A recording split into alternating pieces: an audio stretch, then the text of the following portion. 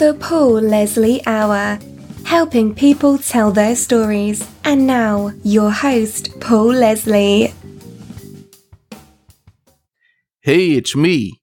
Ladies and gentlemen, you are listening to the Paul Leslie Hour. Thanks as always for joining us. If you'd like to support the show, you can do so now by becoming a patron. Just go to patreon.com/the Paul Leslie Hour. There's nothing like that voice on the radio that comes through like an old friend. I'm not talking about the bravado and talk-up schtick. It's a regular guy on the airwaves. Larry Wachs is sure to go down in broadcasting history as an innovator. The Regular Guys show was the most successful morning radio show ever in Atlanta history. Running from 1998 to 2013, many of you have many memories, I'm sure, of shocking, hilarious, and interesting moments with the Regular Guys. These days, Larry Wachs hosts the Regular Guys Review, a podcast chronicling the history of the show with lots of hilarious archival footage. So, first of all, Larry Wachs, thanks so much for making the time to talk to us. Paul Leslie, anything for you. You're very kind. You know, I've been listening to a lot of this archival footage that's on the Regular Guys Review. How do you like it? I have liked it very much. And what do you like about it? This is what because as you know, I don't have a big budget for audience research, but I want to hear, your thoughts on it. I like the fact that it's almost done like an audio documentary. Yeah. You're sharing the memories of being out there in LA and about coming here, about just what you were experiencing, and then providing some of that footage to let us hear. And it brought back memories in some cases. Yeah, I would hope in all cases. But, what you're saying really runs consistent with what the feedback I get on, iTunes reviews and whatnot. So I appreciate that. It's great to hear because that was my intention in doing this, to tell just a great story, tell it well, make it really pop with the audio and the pacing and the music, and tell a story that very few people tell these days, and that is what it's like to be a blue-collar entertainer, a middle-class personality. One question that popped up in my head again and again as I was listening to this stuff was, what happened to radio today? Well, it's a great question. That's a fundamental question. What happened? Everybody's scratching their head.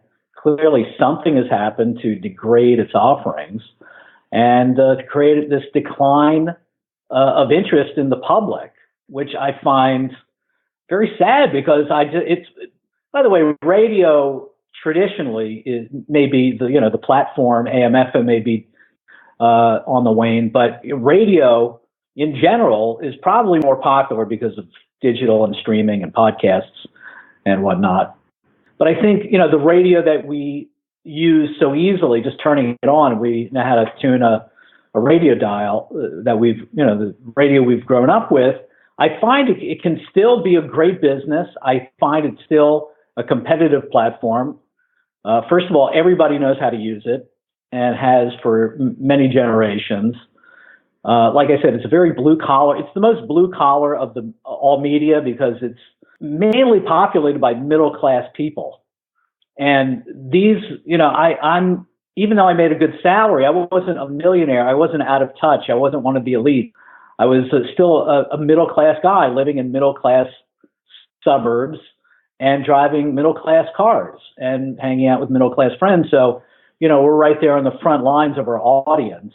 And I think what's happened to radio, it's become kind of like an investment of the elites. It's gone on Wall Street. And as you know, over the past few decades, the Wall Street economy has diverged from the Main Street economy. And I think this is the main driver of all the problems radio has, is that the people who run the radio companies have consolidated to the point where there's 5 companies that matter, and they own 90% of the radio stations, and they have chosen their path with Wall Street as opposed to Main Street. And there's a gulf between them, the advertiser, between the radio station operator, the the advertiser and the audience on the other side of that gulf. And it shows, and it's unfortunate.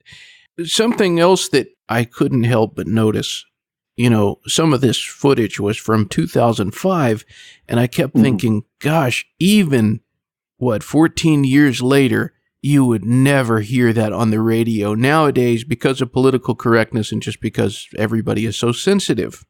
That's one of the factors. That's a key factor.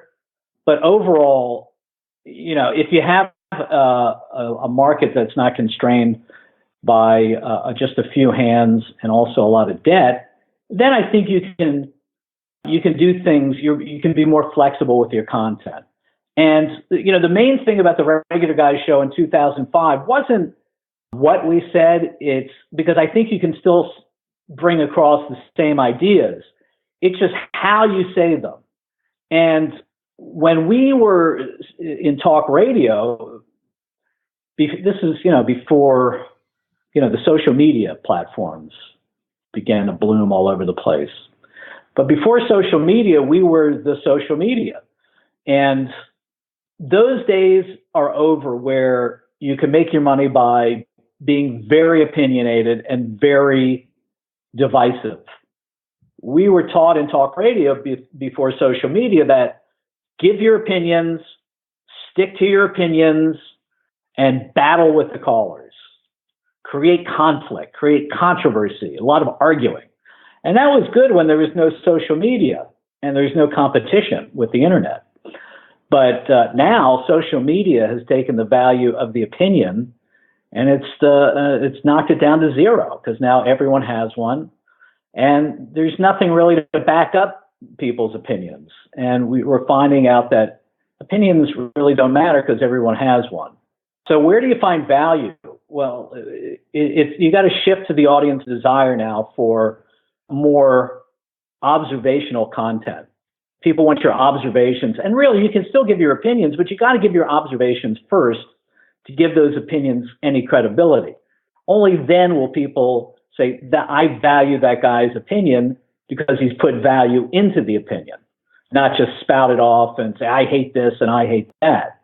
So I think, radio makes that cost-free pivot. If hosts would make that cost-free pivot, they're going to find their fortunes are a lot better, even if they're still saddled with all those other political correctness problems.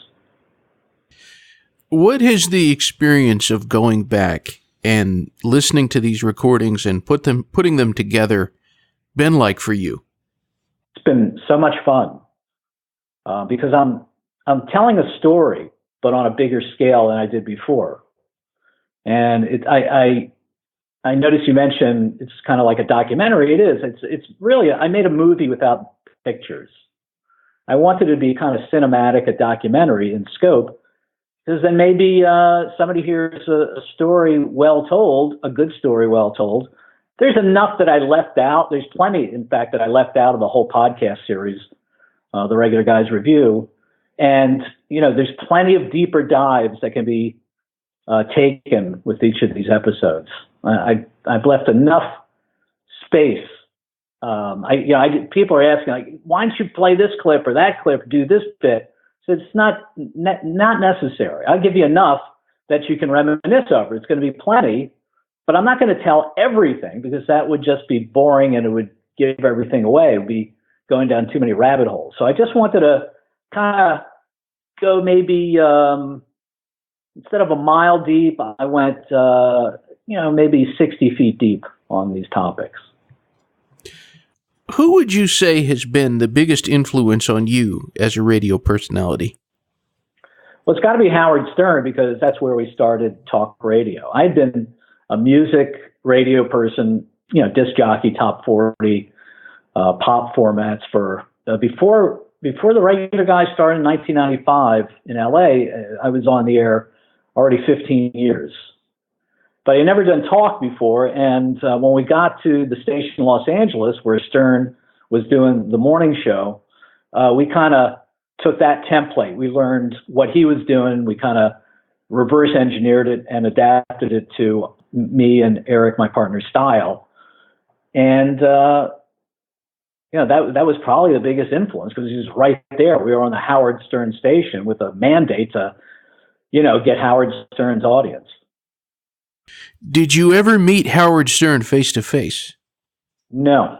Mm-mm. I saw him from afar at a book signing when he came to Los Angeles, but we just weren't allowed near him. It was a weird narcissistic relationship. He wasn't friendly to us. He wasn't friendly to anybody, but so I'm not singling myself out, but he was not nice to the regular guys at all.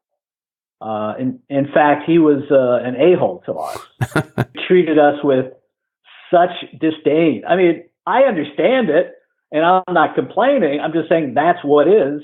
But it was great because it was trial by fire. When, the most popular radio personality in the world is telling you on day one on the air to the public, like, these guys suck and you shouldn't listen to them. This is what was going on. Well, then, boy, you've got a mighty mountain to climb, don't you? And we climbed it. So that's, it's gratifying because of that challenge. What do you think it was that was driving him to be so antagonistic to you all?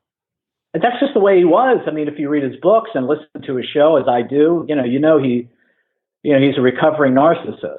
And, his latest book talks about how narcissistic he was.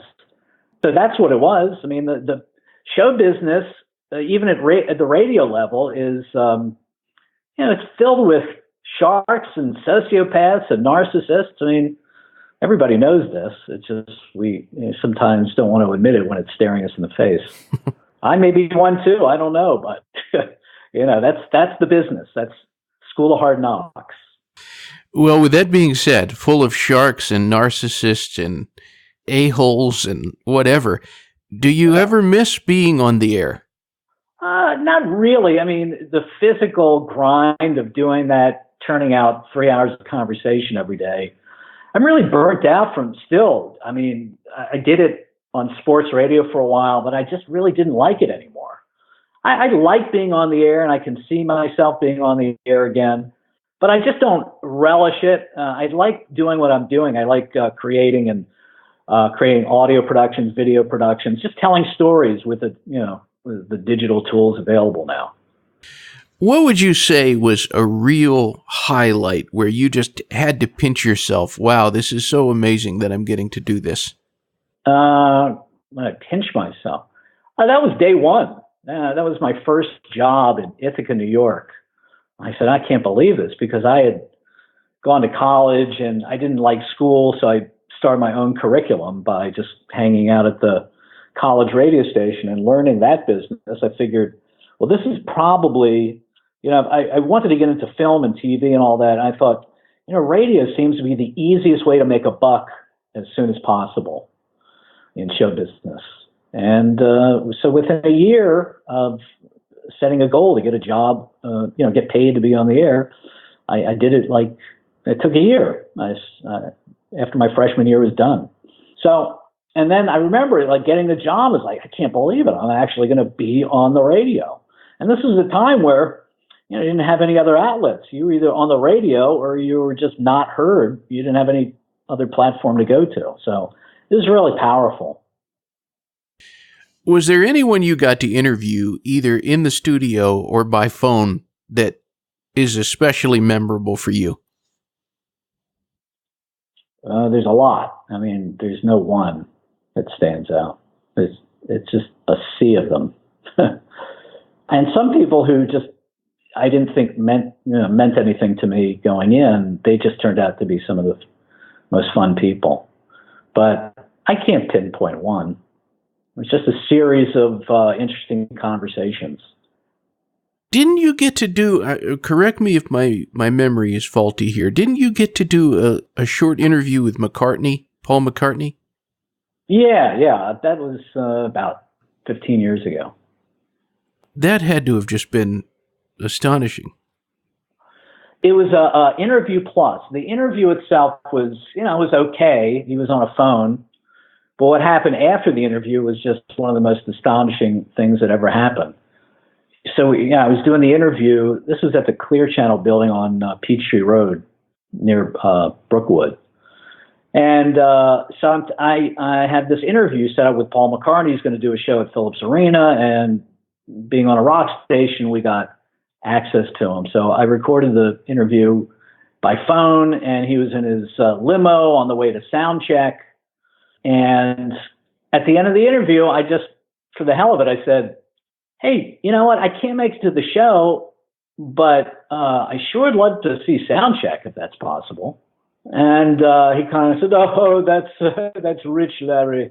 Oh yes, that's rich." And at the beginning of the interview, I told him he actually called me Rabbi Wax because at the beginning of the interview, I said, "Hello, Sir Paul," and he said, "Oh no, Larry, you don't have to call me Sir. It's Paul." I said, "Oh, okay. Well, listen, I'm respectful. Sir Paul, and I, because I demand the same respect. As I don't know if you know this, but I'm Atlanta's #1 rabbi, so I'd like to be called Rabbi Wax." I had such balls to say this to Paul McCartney. Everybody is probably so reverent, but he got a kick out of it. He started calling me Rabbi Wax. So I guess that really made an impression on him, because after I hung up the phone, like 5 minutes later, I'm about to leave, and somebody runs down the hall and says, "Hey, Paul McCartney's manager is on the phone. He wants to know if you want to go to sound check." I said, "Yeah." So I picked up the phone, and it was his manager. He said, "All right, we're going to leave you your name go to this door, and can you get down here in like 15 minutes? And I thought, oh, great. It was like 5 o'clock with all the traffic, but it was only like from Brookwood to Phillips Arena, it was like maybe, I don't know, 5 miles or something. So we stepped on it. We got through the traffic, and we got there, and Paul McCartney is on stage going through a sound check.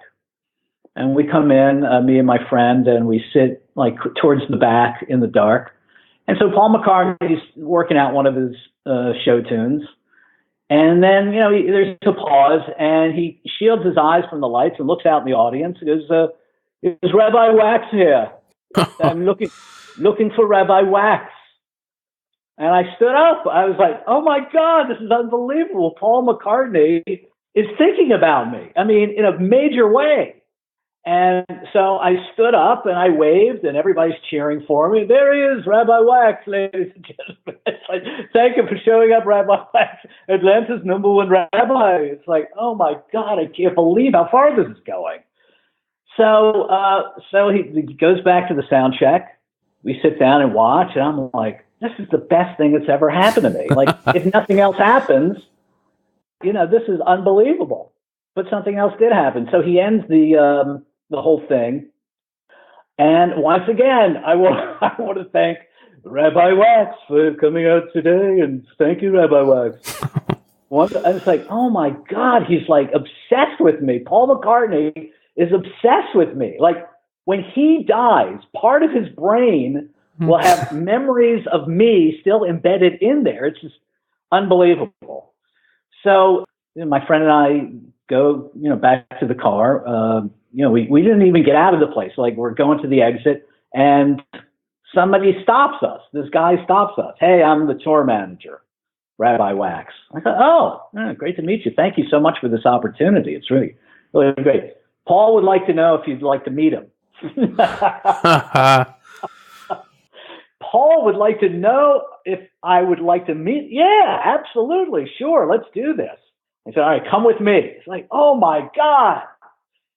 And, but I never got to meet him. They put us in this holding room for about an hour. And then the guy came out and said, "Yeah, Paul got caught up in some meetings. He can't make it. So here's 2 tickets, go see the show." And they were the best seats in the house. We were like right on top of the stage. It was amazing. So didn't get to meet him, but I spent some time with in his mind, rent free. That's pretty cool. Very cool. How about that? Yeah. Well, as you mentioned, Atlanta's #1 rabbi, but one of your other nomenclatures is Atlanta's #1 movie extra. Yeah, I've had a side hustle as Atlanta's #1 movie extra. I don't do anything half-assed. I go for #1 every time. So what has that been like? What kind of observation have you had? Because Atlanta is becoming just a movie-making mecca. Yeah, I've been talking about it on my other podcast, the WACHS Modcast, which is available on iTunes and Google Play. And by the way, it's Atlanta's #1 smartphone radio show, too. So, and I tell a lot of the stories from the set. But I did some like back in 2011. Actually, my first extra scene was in a movie called The Watch with Vince Vaughn. And I was nude. It was a nude scene. So right away, I'm in the big time of extradom. And I got paid like so much money, $600 for the day. It was great. But I got sick. It was cold. It was like, it's an idea that's good on paper, but being nude around strangers for 15 hours is just not something I want to do again. I did it once. And then I didn't do it for a while because I just, who had the time? Because I was on the air all the time. But 2 summers ago, I picked it up again. I've been getting emails from the casting agency that hired me in 2011. And I clicked on one of them and I said, I'd like to try that. I got some time. Let me see if I can be an extra on this show. They were looking for bowler extras. And I love bowling. I have my own ball. So I sent them a picture, standard headshot and all that, but also picture me bowling. And they said, all right, you're going to be an extra in this show, Robbie. I think it's on Comedy Central. I don't know if it's aired yet. So I said, all right, let's do it. So that was my first extra experience. And when I was there, I asked the other extras, like, how do because they're all talking like, I was on this shoot yesterday and next week I got this and this. And like, how do you get booked so much? And they told me, they said, you just go on Facebook and they have all the casting agencies and you like them and get on their notification list and blah, blah, blah. And, before I knew it, I was like booking like, 2 a week. It was so easy. And it was fun. I got to see what movie making is really like because I've always wanted to know what it's like, but I never got to see it. And now, I wanted to see if it's the same as what people say or vastly different. And it turned out to be very different from what you think goes on. And it's like a military operation almost.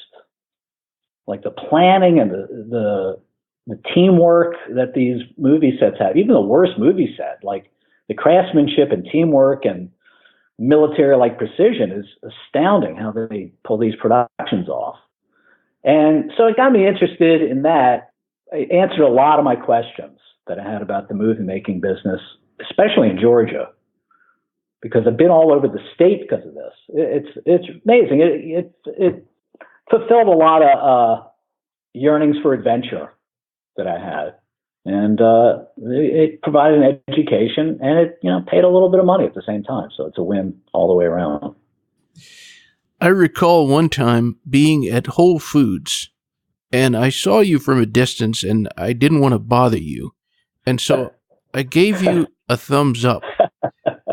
And I'll never forget, this might be creepy that I remembered this, but you were holding a thing of coconut water and you just slowly nodded your head. I'm just curious to know, what is it like for you when people come up to you and they say, Larry, I love the regular guys, or Larry, it's so awesome to meet you? It's a nice feeling, but there's always that moment like, what's going to happen now? This person who I don't know knows my name. I don't know. It's probably going to go well. It's probably a regular guys thing, but you never know. Everyone out there, they can check out the Wachs Modcast, also the Regular Guys Review. Both of them are on iTunes. Highly recommended.